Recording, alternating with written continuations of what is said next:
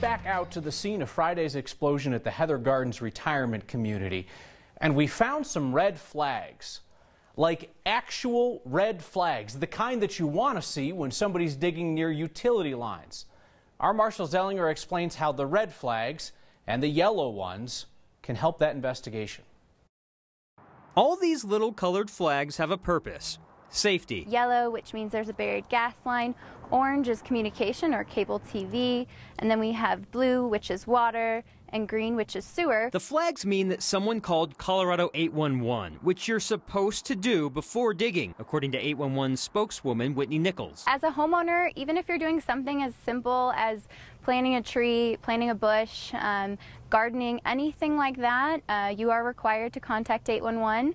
But it is a free service. You contact 811, then 811 contacts the utility company to go mark their lines where you plan to dig. We've asked Aurora Fire if the utility flags or markings are in the area where the explosion happened on Friday, particularly the yellow flags indicating buried gas lines. But all we've been told by Aurora Fire, that question is certainly part of the investigation. I looked around Heather Gardens today, and there are flags and markings throughout the community. Some of them specifically mention to hand dig within 18 inches of the markings or use reasonable care. There's a minimum of 18 inches as the tolerance zone. That area you need to be extra careful when digging. That means you need to use hand digging tools, no big machinery. That's another question we still have. What caused the gas leak? We've asked Colorado 811 to confirm if a contractor called before digging near the site of the explosion. But 811 is not a public office and not subject to public records requests. We're funded by the utility companies. Some people think we are part of the state, but Colorado 811 is a private nonprofit. I'm a political reporter, and I didn't even know that. What happens if you dig this weekend in your backyard and you didn't call 811 and you hit a utility line knocking out service? The utility company could bill you the fees of fixing the repairs or the lost service to other customers. You could also face a civil penalty. And Kyle, starting in January, because of a state law this year, a commission will be created to deal with those civil penalties, anywhere from $250 to $75,000. Not necessarily impacting the situation that's already happened at Heather Gardens. Right. We'll still never be able to access did requests happen ahead of time. That still won't be public record. All right, Marshall, thank you. Hey, perhaps you kind of dismissed the headlines about the shooting in Lodo this week when you heard that it was gang-related. Well, you should know that investigators are now saying that the guy who was killed, he was just an innocent bystander. He was not one of the people who was exchanging gunshots. And they believe that 3 other innocent people were among those shot. 2 suspects are in custody. Governor John Hickenlooper is throwing a political grenade on his way out of office. Now, granted, this is a grenade that a lot of people in Colorado politics have wanted to see thrown for a long time, but Hick is using a rare power he has to get the state Supreme Court to decide whether the Taxpayer Bill of Rights conflicts with a constitutional amendment which limits taxes. We asked him, why in the world do this now? I mean, you've had 8 years. I think it's important because the next property valuation, which this is going to have a big impact, if we are correct, it will make the tax collections in rural Colorado much more fair. And we want to make sure that it can happen within the 2019 legislative session so that it takes effect before those valuations go into effect. Here's the bottom line. The state Supreme Court does not have to take on the issue. And if they do, they don't have to decide it on the quick timeline that the governor is demanding. Massachusetts sold $440,000 in recreational marijuana on the first day it was legal there, which is super adorable because Colorado sold more than $1 million worth of weed on our first day. Now, to be fair, Massachusetts only has 2 stores right now, according to the Boston Globe.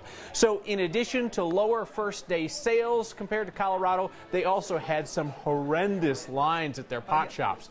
Fast forward a few years, I'm sure Massachusetts will have a dispensary on every corner, just like us. Aurora police are getting popped with yet another lawsuit. The ACLU says APD has a pattern of racially biased policing. Now, Aurora police, they aren't saying anything. They say they can't talk because of the lawsuit. But there is body camera video of the incident in question. Our Anusha Roy walks us through what we know. The ACLU released this body cam video in Aurora. So we got some complaints that you're being noisy. From exactly 2 years ago today. You guys mind stepping out here for me so I'm not talking to you beside the truck? 2 men came out right away, but a third. What's the issue that he doesn't want to come out here right now? Jaime Alberto Torres Soto. His wife speaks English. Stayed behind. Senor. Yes. Venga aquí. In the police report, the officer said despite aquí. multiple commands, Venga aquí. Soto still wasn't following all their directions, even as they were trying to take him into custody. Come here or you're going to jail. At one point, one of the officers said he almost lost his balance, and then said Soto was slammed to the A ground. man was bloodied, bruised. The ACLU barely escaped the 2-year statute of limitations and filed a lawsuit in federal court yesterday to sue the city of Aurora and the 3 officers there that night. The questions in the middle of the chaos They're from Mexican? get to the heart of why the ACLU stepped in. This is not racist. And all of its residents deserve to feel safe and secure when dealing with the police. The lawsuit says Soto was never found guilty of resisting arrest or disorderly conduct, but was found guilty for the noise complaint. What the law allows is compensation, compensation for his injuries. Aurora police acknowledged the lawsuit, but said they can't comment since it's still active, leaving them to a statement where they talked about how their officers are held to a high standard of conduct and how accountability and transparency is important to them. So in that lawsuit, it says that there have been multiple times that the city of Aurora has had to settle after police were accused of mistreating people of color. Just in our own reporting earlier this year, the city did settle with 2 African-American men, paying them $75,000. They also said the Aurora police mistreated them. And even after that settlement, though, Aurora police said that an internal investigation found that their officers had acted appropriately. Kyle? So those settlements come after this incident in 2016, and we're just hearing about now, Anusha. Yeah, exactly. So in this specific case, they beat out the 2-year statutory limit by 1 day. They got that federal lawsuit in yesterday. And honestly, Kyle, I asked the lawyer about it, and they said sometimes lawyers just fall behind on their paperwork. Interesting. Under the wire. All right, Anusha Roy, thank you. The most Colorado thing we saw today is our state mascot in its natural habitat. This is at Green Mountain in Lakewood. Zoom right in, and that's a Subaru perched majestically on the mountain. Our digital content producer, Allie, took this picture while she was on the trail this morning. We're thinking, like, who gets to just park their Subaru on top of Green Mountain? Turns out the city of Lakewood allowed some volunteers to drive up and park there while they were working on trail maintenance. All right, what's the most Colorado thing you saw today? Email us next at 9news.com or get our attention with the hashtag HeyNext. This Thanksgiving, we here at Next are thankful for all of you who have come to us to share your stories with the rest of the state. Here are just 10 of the people we are grateful we met. The Holiday family from Aurora taught us a lesson in love and perseverance. Keithan made his son Sabion's dream of a rec center accessible to all a reality. Sabe saw it happen before he passed away in June at the age of 16. Aaron Stark came on next with a confession. I was almost a school shooter. I didn't carry out anything. I didn't hurt anyone. But in 1996, I almost did the worst possible thing. Aaron's story went nationwide, how friendship and kindness kept a bullied kid from doing something terrible. Connie Larson asked if I'd wear her late husband's jacket in tribute to him. You overwhelmed her with your donations to brain cancer research and piles of kind notes. There was Bobby from the Denver Election Division, moved to tears by the honor of helping Coloradans cast their ballots. The Trail Angel serving hot meals to weary travelers crossing Colorado on the Continental Divide Trail. The teenager from Broomfield leading a national conversation on a misunderstood condition. I'm Katie Wilson. I'm 16 years old and I have Tourette syndrome. I'm glad we met the Coloradans quietly getting married on the day the royal wedding headlines blared. And Dion Fisher, who sat down at a community piano on the 16th Street Mall and played a melody that went on to be seen by millions. I'm thankful we witnessed Gianna's Veterans Day speech at her school. He gets a little homesick for us, but he still is very brave. Exceptional Coloradans we're thankful to have met, and we are grateful for the stories you'll share in the year to come. And what do you say we kick off our annual holiday tradition celebrating your family's holiday fails? We call it It's the Thought That Counts. So ditch the super fake picture perfect social media posts and let's get real. Some of my Thanksgiving favorites from Next viewers. You got Deb McClure who wrote in, friend used drill to put holes in frozen turkey, ended up burnt and frozen. Claimed she bought a defective turkey. Holly L. Jamal says, started with cocktails, then popped the turkey in the oven, forgot to turn it on. All right, now confess your holiday fail. Double points for photos or video. Email next@9news.com or give me a shout with the hashtag HeyNext. World War II medals just left next to a dumpster. Years later, a discovery. I'm just happy they're going to finally be home. Your good news makes headlines a few days early this week. The 3 F's. Yeah. Family and food. And it's either a sign or a trap. Wait till we zoom out the photo. Next.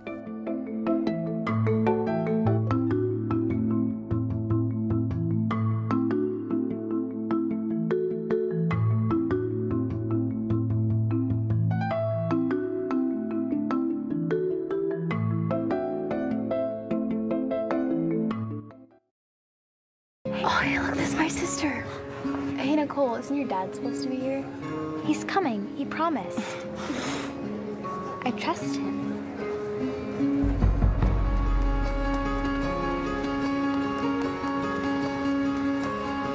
Showtime, guys. 1 minute.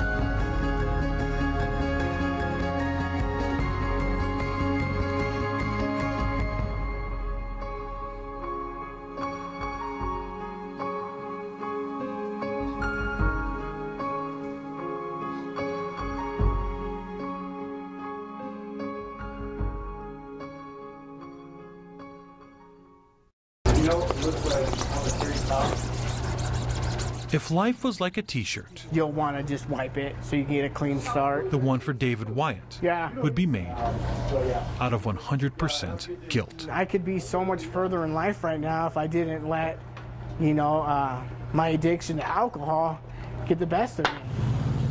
His life ended her life. But apparently I drove drunk to the liquor store to get more liquor, and I wrecked.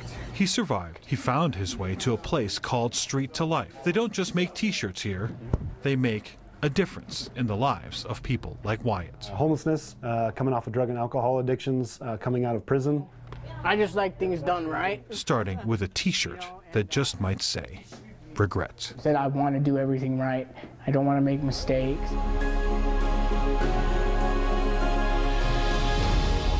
We all want, our community to be a better place. And how do we do that? By informing the community, by being a part of the community, and by listening to the community. Hi there, meteorologist Daniel Grant here in the backyard, wishing you a wonderful Thanksgiving.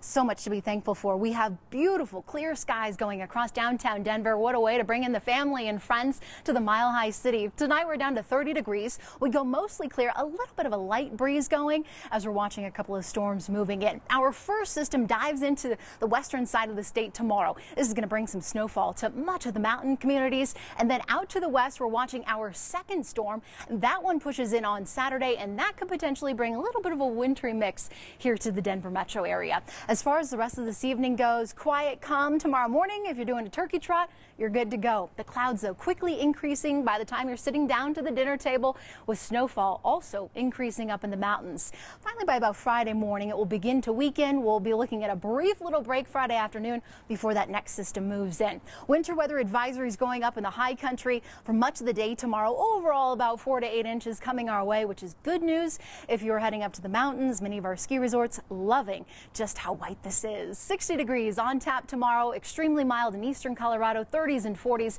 going up in the mountains for your Thanksgiving. A little cooler, a little windier for Light the Lights, and then there's that next storm system on Saturday, cooling us off for the weekend, possibly bringing us a little bit of rain, a little bit of snow. Kyle, back to you. Your weather forecast was half about food. We can do that anytime. Absolutely. Yeah. Hey, Union Station is a lot more conducive to happy Thanksgiving comings and goings now that it's not just those sad wooden benches and the stale odor of urine. Now it is a revitalized gem helping Denver ring in the holidays. Our photojournalist Mike Grady took his camera by today. People are just like kind of really excited to be either passing through or arriving in Denver. The Denver train station? Union Station. It's gorgeous. I'm here visiting my friend Steve. We met in Eugene many years ago, so we're out here doing Friendsgiving together. We're going to Argentina and Chile. My mom will cook me Thanksgiving when I get home. We're here for Thanksgiving, hang out with friends. My other daughter lives here in Denver, right downtown Denver, so we're visiting her and her husband. Thanksgiving. I think it's good to take one day out of the year and just be thankful for what you got. Friendship. Yes, friendship. Family. Absolutely. Good food. The 3 F's. Yeah. Friendship, family, and food. Like my family and my dog. I'm thankful for my family. A little bit louder. I'm thankful for my family. A little bit louder. I'm thankful for my family. My family, having a boyfriend, and going on this amazing trip and just kind of doing things I want to do. Yeah, and I'm thankful for Zoe. Yeah. I'm thankful for Zoe also, and my family, and coffee. And Sneaky Sneaky Snoops. Yeah. Snoops. These vans are stunning. Family, friends, human connection. The fact that we're all kind of the same, no matter what we think or what we do. You know, it's humanity, and that's what I'm thankful for. I feel like I know this person. I spent so much time learning about him. A long quest to return World War II medals that were thrown out like trash. That's next. No problem, everybody follow me. Get ready for a gnarly ride. This dude rips. I'm Jacques Houot, they call me Frenchie. I am 41 years old, each leg, equal 82. 82 years old, Jacques keeps moving. Sure, he can ride, but his charisma is what got the attention of Carbondale filmmaker Michelle Smith. Oh, I love Michelle. Too bad she's married. 5 Point Film Festival's Night of Stoke is the kind of evening you rock chacos instead of heels. Jacques, the love of your life. Michelle, and Jacques' new friend are in the house for a screening of Michelle's film, The French, a tale too big for one person to tell. You know, you meet somebody like that, and it's like, I'm not afraid to get old. For that, I'm glad I motivate people to keep moving.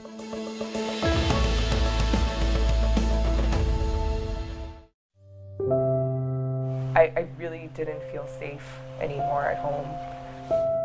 Sometimes I wouldn't eat. It was like this hunger pain in your stomach. It was just so lonely. I just felt like I was not important to anyone. I never thought homelessness could happen to someone like me. I remember coming here and I felt comfort, I felt safe. Graduating to valedictorian, getting a job, keeping the job, it's just a good feeling. Because I've completely turned my life around and made it into what I've always wanted it to be. There's people out there who can help. There's people out there who care. And things can get better. If you call 1-800-RUNAWAY, you will get connected to the help you need.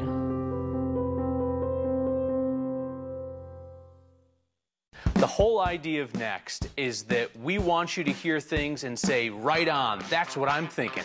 And we also want you to hear things that make you squirm a little bit, make you uncomfortable, perspectives that you might not have considered, but are still thoughtful. And it's okay if you hear things that you don't like, because you're smart enough to decide whether or not you agree with it. Let's consider different perspectives. Let's give you good information so that you can make smart choices. You should expect to see and hear things that you have not seen and heard anywhere else. We all know that you can get news on the 9 News app, but did you know that with just one click, you can also get real-time traffic updates? Just one click of the traffic button and you can get on your way. Search for 9 News and download the app for your phone and tablet. It's free, so get it today.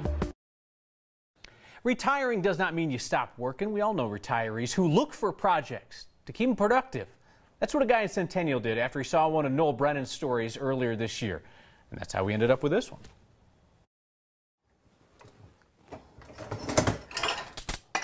You could work your whole life. I don't like loading it. And never be done with dishes. I'm the cook here. I don't do many of the dishes. Fred Ward. I'm retired. Has more than enough time for chores. I haven't set an alarm in 2 years. But he'd rather fill his time. Yeah, it's a constant. With a project. Ronald W. Taylor. Filling a folder like this. I feel like I know this person. I spent so much time learning about him.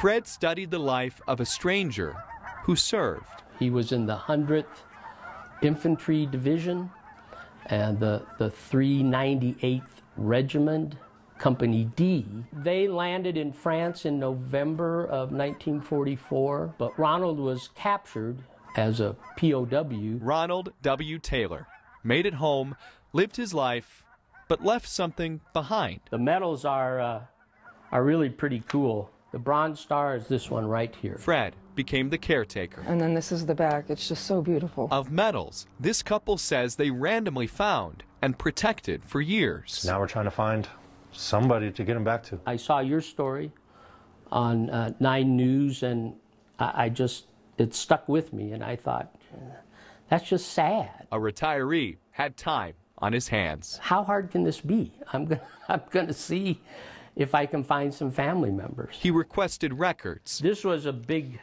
find for me. Wrote to a newspaper in Michigan. So I got the local paper there to run a story. Started filling Ronald's folder. I found on the internet a organization, the Progeny, Sons and Daughters of the 100th. A post on that Facebook page led to a connection with the son of a veteran. It was incredible, on genealogy.com. Who found the family tree. There was Ronald and another name. Well, you know, this is quite a story. Belonging to a guy halfway around the world. Well, today I'm in Paris, France, but I was born and raised in Michigan. Ronald W. Taylor is my uncle, my mother's brother. Dave Gabriel lost touch with his Uncle Ronald. I mean, I knew that he was a prisoner of war, and that's about all that I did know. Until Fred called. So the first one I called was his cell phone. I can tell you my wife was a bit stunned. Not even Dave knew about the medals. I appreciate certainly what he did personally. He appreciates the time Fred put in,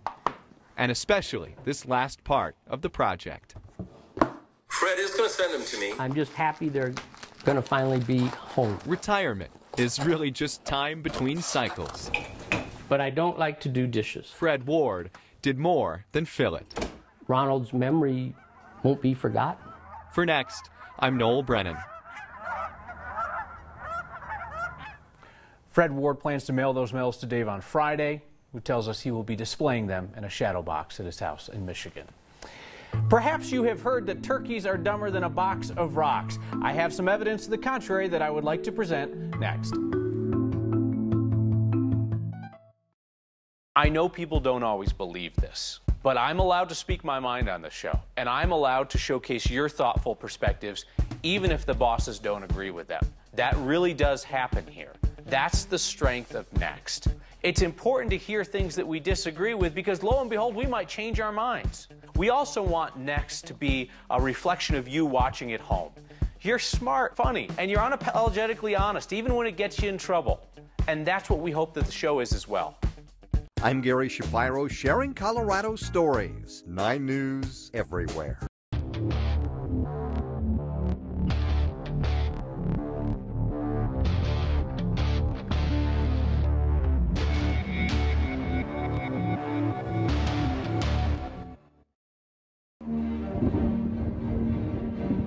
Like lightning on the Great Plains, a spark ignites the imagination of a young 4-H member named Ryan. As a teenager, Ryan explores the wonders of nature. As a young man, he experiments, discovering new possibilities. As a scientist, Ryan uses a new technology to detect an invisible tumor in a little girl's eye. The 4-H commitment of fostering 1 million new scientists and engineers is being embraced by companies and universities around the country. With their help, 4-H is growing the next generation of great thinkers like Ryan. 4-H, 1 million new scientists, 1 million new ideas. Okay, now you ready? Now, just like I showed you. Yeah. Now push in the clutch and gently shift it into first gear. I remember, okay. Okay, that was good. Oh, honey, look this way, look this way. Honey, hit the gas a little more. Hit the gas. Oh. No, I didn't put your hands on the wheel. Hey, honey, it's okay. You're doing great. You're driving. See? And once you just pull over right here. That's perfect. Brake.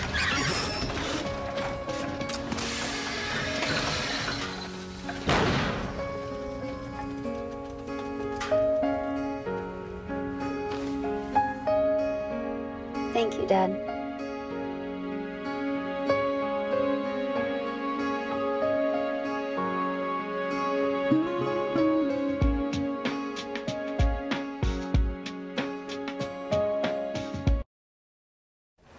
It is a sign that maybe turkeys are not as dumb as we have always been led to believe. I mean, how else would you explain what next viewer Ray Lobato saw in Eastlake? Because there's the turkey crossing sign, and the flock of turkeys is crossing the street precisely at the sign. What do you mean somebody put up a sign where the turkeys always cross? No, I choose not to believe that. I like my turkey theory better. Send us your signs, hashtag HeyNext, or email next@9news.com. Love your Thanksgiving fails. They've been coming in by aplenty. Haley says, few years ago, my mom was adding more charcoal to the grill to cook the turkey. Didn't realize it was pre-soaked. The flame shot several feet into the air. Wendy's mom had some good ones over the years. Said that she broke off the meat thermometer in the turkey so there was mercury for everybody. Talked about dropping the greasy beast, which skated across the kitchen floor and clear into the dining room. Dinner served, everybody. And Robin Breck writes in tonight, pointing out a Thanksgiving fail on our own set. He says, is our Thanksgiving bird done if it is the same color as your jacket? No, Rob. 165 on the inside. Don't get salmonella. I want to see you next time. Subscribe to the Next YouTube channel and I'll buy you a beer. Am I actually buying them a beer? This could be a very poor idea. We need some terms and conditions. Offer subject to terms and conditions.